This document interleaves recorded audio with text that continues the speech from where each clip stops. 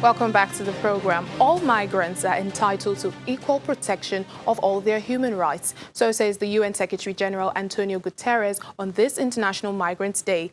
In his address, he says migration has been a courageous expression of an individual's will to overcome adversity and live a better life. He reminds us that globalization, together with advances in communications and transportation, has greatly increased the number of people who have the desire and the capacity to move to other places. And that migration draws increasing attention in the world nowadays, mixed with elements of unforeseeability, emergency, and complexity. The challenges and difficulties of international migration require enhanced cooperation and collective action among countries and regions. The UN, he says, continues to play an active role in this area with the aim of creating more dialogues and interactions within countries and regions, as well as propelling experience exchange and collaboration opportunities. We're being joined by the head of International Organization for Migration here in Nigeria, Mr. Franz Celestine. He joins us from our studios in Abuja. Mr. Celestine, thank you for joining us. How do we find the right balance between the right to migrate and population protection? Thank you for having me. That's a great question. I think migration is about balance. We have to make sure we balance every member state's right to regulate who comes in, for what purpose and for how long, and also respecting individual rights.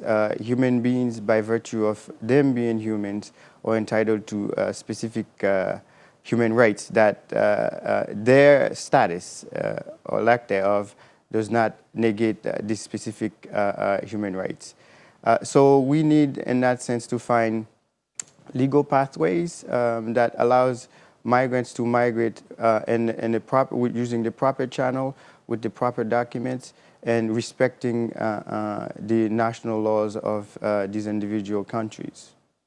The UN Secretary General, Mr. Antonio Guterres, talks about the requirement of enhanced cooperation and collective action among countries and regions. Could Nigeria's latest announcement of visa on arrival for all African countries fall in line with what Mr. Antonio has said? Certainly. Nigeria is at the advent of migration. Not only with what Mr. President declared, but also how Nigeria is trying to localize the global compact for migration. So Nigeria is looking at all aspects of migration, not only because they want people to circulate within the continent, but also because Nigerians form a significant number of the global migration population. Finally, before I let you go, what more can nations do to support migrants all over the world?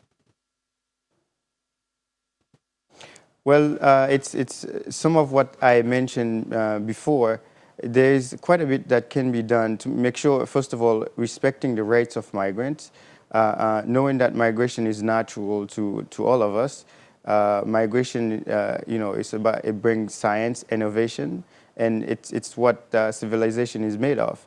So nations can, create legal pathways, increase the number of student visas, increase the number of work visas, increase the number of people that are allowed to go for family reunification, and increase the number of visa lotteries that allows people to move from one place and get permanent residency in the different countries. All right, Mr. Franz Celestine, Head International Organization for Migration, thank you so much for talking to us.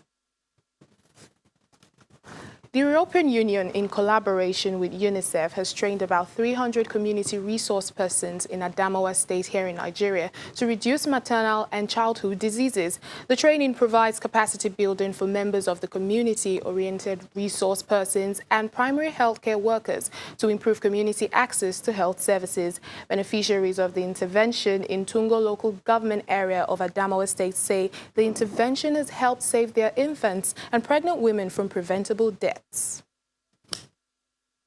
A report from UNICEF says Nigeria's 40 million women of childbearing age suffer a disproportionately high level of health issues surrounding birth. Each year, approximately 262,000 babies die at birth.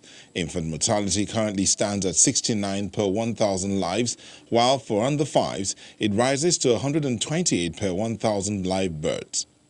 This, however, has not improved over the last decade, with most occurring in the north. An intervention by the EU and UNICEF is expected to reduce these rising figures. The Adamawa State Primary Healthcare Development Agency is one platform that is being used, and Tuongo local government area is one of the first beneficiaries. Shuaibu Njida is one of those trained to provide first aid treatment in the community. He moves from house to house, attending to sick children and women. The child was fall in convulsion, and the uncle of the woman sent direct to me. They called me, and immediately when I came, I discovered the child is fitting, is in convulsion. I rushed back to my first aid box. I went and took my material.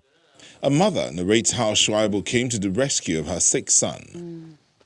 I thank God for the EU UNICEF intervention program because they have really helped me. My son took ill at night and there was no medical personnel in our village, and the closest medical facility is very far. I thank God that the call man came to the rescue and gave him first aid treatment before we could access the clinic. According to the Director, Maternal and Child Health, Tuongo local government area, the presence of the health workers has been of tremendous help. Infant mortality rate has reduced drastically because the cops are trying. I think even we visited some cops, you see how they are doing. Actually, recently, this year, the EU UNICEF trained the 318 cops and the supervisors on RAS, how to insert RAS, that is pre-referral treatment. In 2017, UNICEF received support from the EU to support 3 states, Adamawa, Bauchi and Kebbi, to implement the healthcare services under the Strengthening Primary Health Care and Community Resilience for Improved Maternal, Newborn, Child Health and Nutrition project. 50 million shillings. That's how much controversial Ugandan activist and academic could be paid after a court awarded her for being stopped from traveling out of the country. Kampala's High Court awarded Stella Nyanzi the money for violation of her right to movement. Nyanzi was blocked by the Immigration Department from leaving the country on 19 March 2017 to attend an academic conference in Amsterdam in the Netherlands. She then sued for the infringement on her rights and the loss of money she spent on visa fees, an air ticket and a hotel.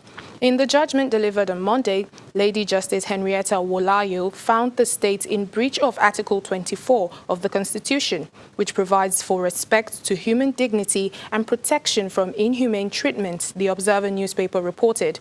Nyanzi is known for her frequent anti-government posts on Facebook, some of which take the form of poems and are often laced with profanity. Well, I hope she gets that money. Thank you so much for watching Network Africa today. I'm Layo Adegoke. Bye for now.